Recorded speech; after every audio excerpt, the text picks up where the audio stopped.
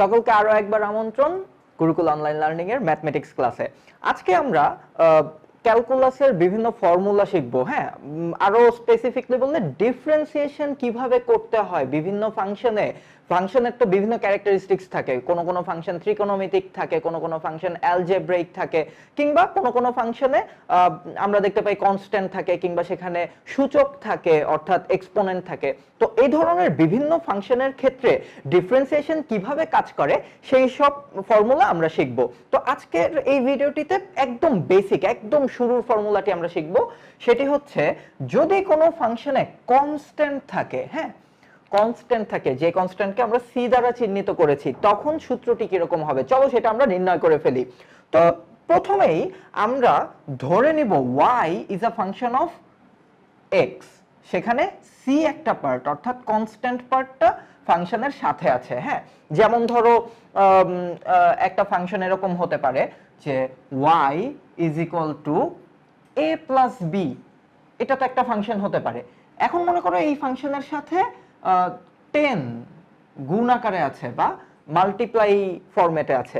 তো এভাবে যদি থাকে, এই পার্টটুকু তো পুরোপুরি কনস্ট্যান্ট, সেটার ক্ষেত্রে ডিফারেন্সিয়েশন কি রকম হবে সেটা আমরা নির্ণয় করব।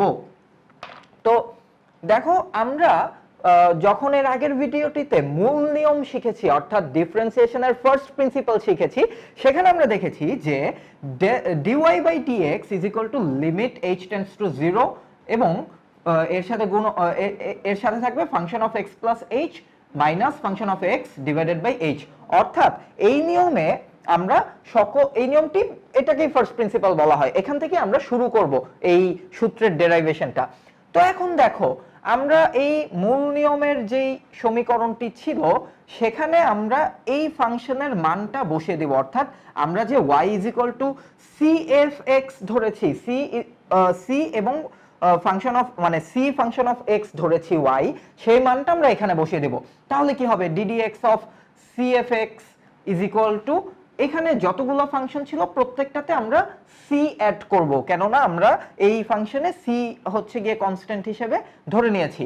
তো দেখো, এখানে f of x plus h এর বদলে হয়েছে কি c f of x plus h, আর শুধু f অফ x এর বদলে হয়েছে c f অফ x। হ্যাঁ, তো এর পরের লাইনে কি করা যায়, এর পরের লাইনে লেফট হ্যান্ড সাইড যেরকম ছিল সেরকমই থাকবে। রাইট হ্যান্ড সাইডে আমরা এই যে এখানে দুইটা ফাংশন ছিল, অর্থাৎ প্রথম ফাংশন থেকে দ্বিতীয় ফাংশন বিয়োগ রূপে ছিল, সেখানে দুটোতেই আমরা c লিখেছিলাম। এই c দুটোকে আমরা কমন নেব, কমন নিয়ে একটি c লিখব।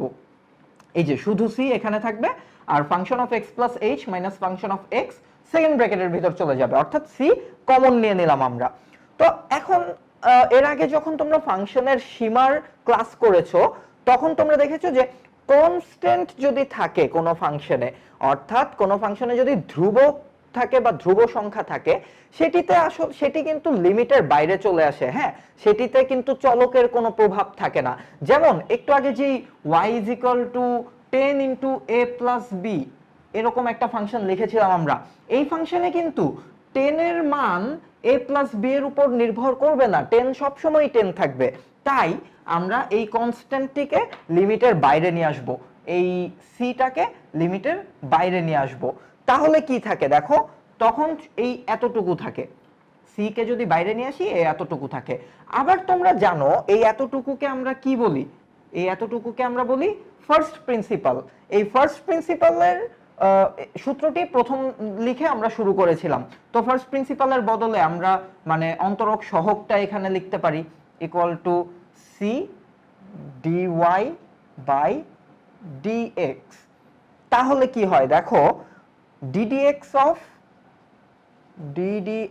Of c function of x is equal to c dy by dx। অর্থাৎ এই যে একটু আগে সূত্রটি আমরা দেখেছি এখানে, প্রথম একদম বেসিক সূত্র, সেটি আমরা প্রমাণ করে ফেললাম।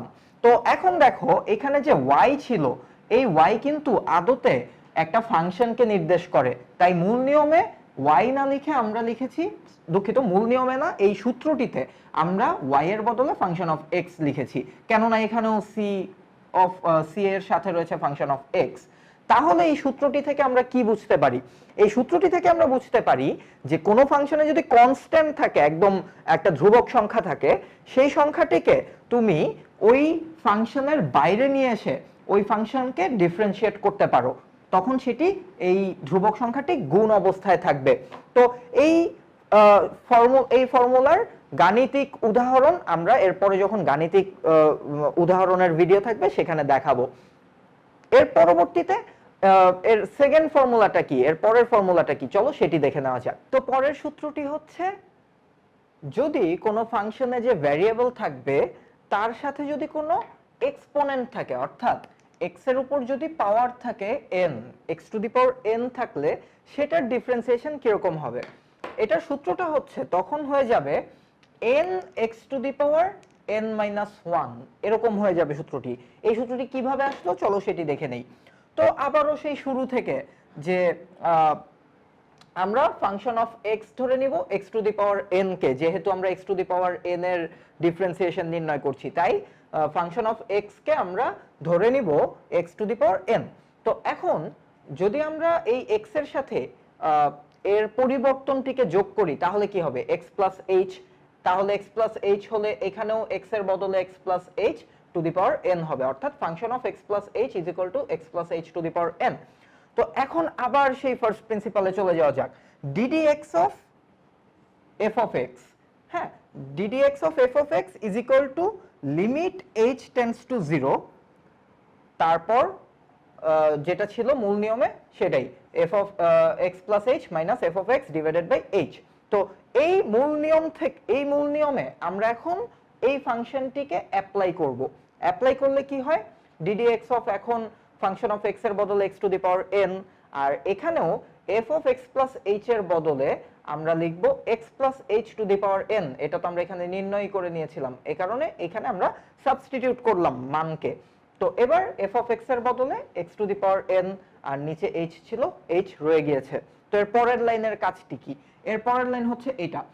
এখন আমরা দেখেছি এখানে যে x plus h two the power n রয়েছে, তো আমরা যদি এই x প্লাস h এর ভিতর থেকে x কে কমন নিই তাহলে কি হবে? বাইরে চলে আসবে x plus x to the power n, আর ভিতরে x এর বদলে এখানে থাকবে 1, আর h এর সাথে তো কোনো x ছিল না, তাই h কে x দিয়ে ভাগ করে দিব। এখানে আমরা তাহলে কি করলাম? এখানে আমরা x to the power n K common নিলাম, আর ও পাশে যে ছিল সে থাকবে, নিচেও h থাকবে। এর পরের লাইনে কি হবে? এর পরের লাইনে x to the power n limit h tends to 0, এই x to the power n কোথা থেকে আসলো? এই যে আমরা এখানে x to the power n এখানে একটা আছে, এখানে একটা আছে, এই দুটা থেকেও আবার একটা x to the power n common নিতে পারি। যদি কমন নেই তখন x to the power n কিন্তু গুণ অবস্থায় বাইরে চলে আসবে, সেই x to the power n কে আমরা এই লিমিটের বাইরে নিয়ে আসলাম, আর ভিতরে থাকলো কে কে? তাহলে 1 plus h divided by x, আর এখানে x to the power n তো কমন চলে গিয়েছে, তাই এখানে 1 থাকবে, নিচে h। তো এখন এর পরের লাইনে কি হবে? এর পরের লাইনে এই যে 1 plus h divided by x to the power n, এইটাকে যদি আমরা ধারার সূত্রে ভেঙে লিখি তাহলে হবে 1 plus n into h by x plus n factorial divided by 2 factorial into h square divided by x square plus dot dot dot minus 1। এই মাইনাস 1 কিন্তু এটা কিন্তু ধারার সূত্র না। তো এইটুকু যে ধারার সূত্র পড়লো এটা কিভাবে আসলো? দেখো, এটার প্রমাণটা আরো বিশদ একটা ক্লাস হয়ে যেতে পারে। তো এটা যদি তোমরা কেউ না জেনে থাকো বা না বুঝে থাকো তাহলে এই ভিডিওর কমেন্ট সেকশনে জানাতে পারো যে আমরা তো এই ধারার সূত্রটা বুঝলাম না, তখন আমি চেষ্টা করব তোমাদের সেটি বুঝিয়ে আরেকটি নোট কিংবা ভিডিও দেওয়ার জন্য। তো এখন আমরা যেই ধারা পেলাম এখান থেকে আমরা পরের লাইনে কি করতে পারি? পরের লাইনে যেটা করতে পারি যে কি কি হয়েছে দেখো, চেঞ্জ হয়েছে কি কি। এখানে -1 ছিল, এখানে 1 ছিল, +1। তো এই -1টাকে যদি আমি ব্র্যাকেটের ভিতরে ইনক্লুড করি তখন +1 আর -1 কিন্তু বাদ হয়ে যাবে, কাটাকাটি চলে যাবে, তাই এই লাইনে কোনো আমরা 1 দেখতে পাচ্ছি না। তো এবার কি করা যায়? ভিতরে অনেকগুলো h আছে, তাই না? এই ধারার মধ্যে এই ডট ডট ডট দিয়ে কি বোঝাচ্ছে, যেমন এখানে ছিল n factorial divided by 2 factorial into h square divided by x square. তো এর পরের পার্টটুকুতে কি হবে, এর পরের পার্টে হবে n factorial divided by 3 factorial, তারপরে হবে h cube divided by x cube, এরকম হবে। হ্যাঁ, তো এখন এখানে প্রত্যেকটা টার্মেই h থাকবে একটা করে, এটা আমরা শিওর।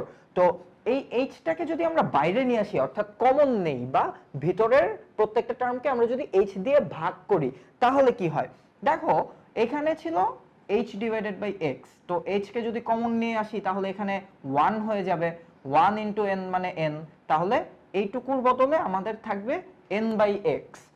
এরপরে কি হবে, এরপরে দেখো n factorial divided by 2 factorial into h square by x square, এই পুরাটুকুর বদলে আমরা এটা লিখতে পারি যে n into n minus 1 divided by 2 into h divided by x square.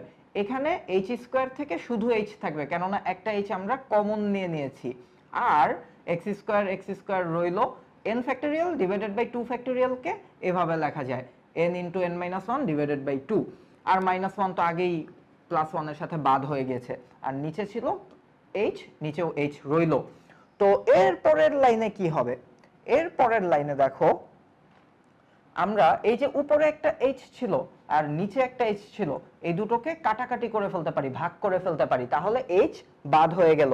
এখন কি কি থাকবে, এখন থাকবে n by x in plus, আর যা ছিল তাই থাকবে। হ্যাঁ, তো এর পরের লাইনে আমরা একদম কনক্লুশনের দিকে চলে গিয়েছি, অর্থাৎ আমরা এই যে limit h tends to 0, h এর মান যে 0-র কাছাকাছি ছিল, এই মানটা যদি আমরা এইখানে বসাই তাহলে এই পুরোটা 0 হয়ে যাবে। এভাবে বাকি সবগুলো টার্মও কিন্তু প্রত্যেকটাতেই h গুণ অবস্থায় রয়েছে, তাই h এর মান যদি 0-র খুব কাছাকাছি হয়, ওই প্রত্যেকটা টার্মের মানই কিন্তু 0-র খুব কাছাকাছি হবে, তাহলে ওগুলা সবগুলাকে আমরা অমিট করতে পারি। এখান থেকে থাকবে শুধু n বাই x, তাহলে এখানে ছিল x to the power n, আর এইটুকুর অংশ থেকে আমরা পেলাম n বাই x। তো এখান থেকে কি লেখা যায়, বাকিটুকু আমার ধারণা তোমরা নিজেরাই পারবে, তারপরেও একটু লিখে দিচ্ছি যে কি কি ছিল, x to the power n into n by x, এটাকে কি লেখা যায়, x to the power n into এই n কে এভাবে লিখলাম, আর কি থাকবে 1 বাই x, 1 বাই x কে কি লেখা যায়, x to the power minus 1 লেখা যায়।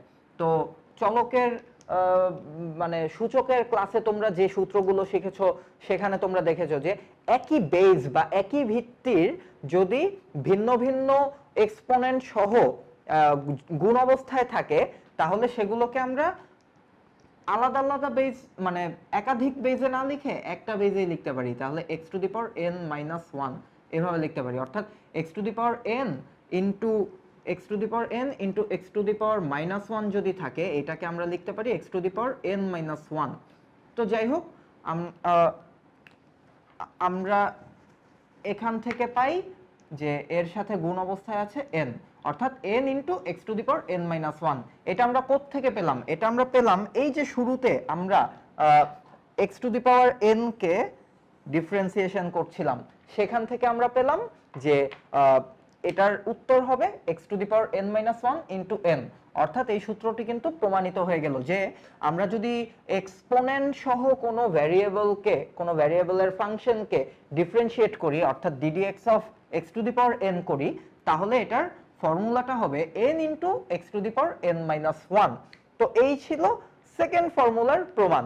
তো তোমাদের কিন্তু প্রশ্নে শুধুমাত্র যে অঙ্ক করতে দিবে, অর্থাৎ বিভিন্ন ফাংশন দিয়ে সেটি ডিফারেন্সিয়েশন নির্ণয় করতে বলবে, এমনটি নয়। তোমাদের কিন্তু মূল নিয়ম বা তোমাদের কিন্তু বিভিন্ন ফর্মুলা, সেই ফর্মুলাগুলোর প্রমাণ, এগুলো প্রশ্নে চাইতে পারে, এবং বোর্ডে তোমাদের অনেকবার সেই প্রশ্নগুলো এসেছে। তো এই কারণে এই প্রমাণটি শেখা তোমাদের জন্য খুবই গুরুত্বপূর্ণ। তো এর পরবর্তীতে নতুন কোনো ফর্মুলার প্রমাণ নিয়ে আরো একটি ভিডিও থাকবে, তোমাদের সেটি দেখার আমন্ত্রণ জানিয়ে বিদায় নিচ্ছি। আমি নাফিস সাকিব, ধন্যবাদ সবাইকে।